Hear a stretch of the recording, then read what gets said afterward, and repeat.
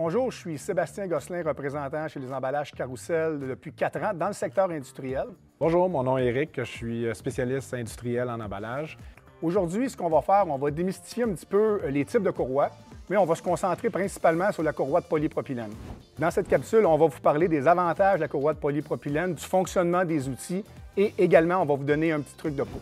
L'utilisation de la courroie Polypro, en fait, c'est vraiment pour stabiliser les produits en entrepôt, bouger le produit en entrepôt, ou aussi l'expédition, maintenir le tout en place lors du transport, et puis aussi pour tenir fermé certains produits, exemple alimentaires, qui est très pratique et très commun. La courroie de polypropylène sert à emballer principalement des boîtes, des charges légères. Exemple d'industrie qui utilise beaucoup de polypropylène, l'industrie du vêtement et de la chaussure. Donc, toutes leurs boîtes, souvent, sont emballées avec du polypropylène. C'est léger, ça fait un bel emballage et c'est rapide. On les retrouve régulièrement aussi dans les rôtisseries jusqu'à votre maison. En fait, c'est une courroie utilisée à grande échelle.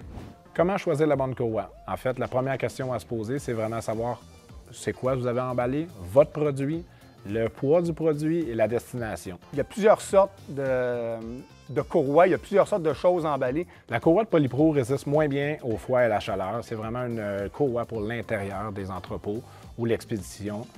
Si vous voulez aller à ce moment-là vers une courroie plus résistante vers la chaleur ou le froid, on vous suggérerait à ce moment-là une polyester.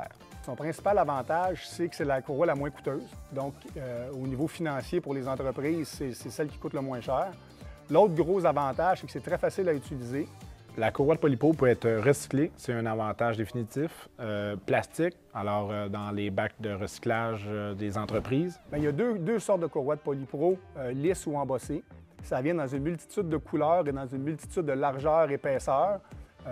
Il y a machine grade et hand grade, donc si on veut utiliser manuellement ou avec un équipement. On peut imprimer sur la courroie, c'est ce qui est le fun aussi. Si vous voulez mettre votre logo de compagnie, il n'y a aucun problème, c'est faisable. Une fois qu'on a bien déterminé votre courroie en entreprise avec un spécialiste chez Carousel, bien, il y a différentes façons de fermer une courroie. Soit avec une boucle, manuellement, avec des équipements manuels, ou sinon par friction avec des outils à batterie ou pneumatiques. Pour les plus gros volumes, ce qu'on suggère chez Carousel, c'est vraiment des équipements semi-automatiques ou automatiques.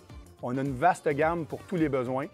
Puis c'est la meilleure solution pour ceux qui ont du volume, vraiment pour aller rapidement. Un truc de pro que je peux vous donner, en fait, c'est vraiment juste de préparer le terrain avant d'avoir un spécialiste chez vous, savoir le poids, la destination de votre palette ou produit, et puis à ce moment-là, on va être en mesure de pouvoir vous diriger dans la bonne façon. Bien, un truc de pro que je peux vous dire, c'est quand vous êtes rendu à un certain volume d'achat de courroies manuelles, il est peut-être bon de garder à l'esprit qu'il existe des équipements.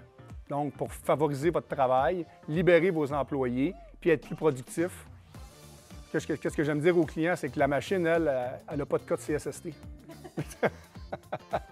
La courroie de polypropylène, je recommence.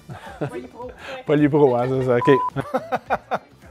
On va mettre un peu de finition alentour de ma réponse qui est...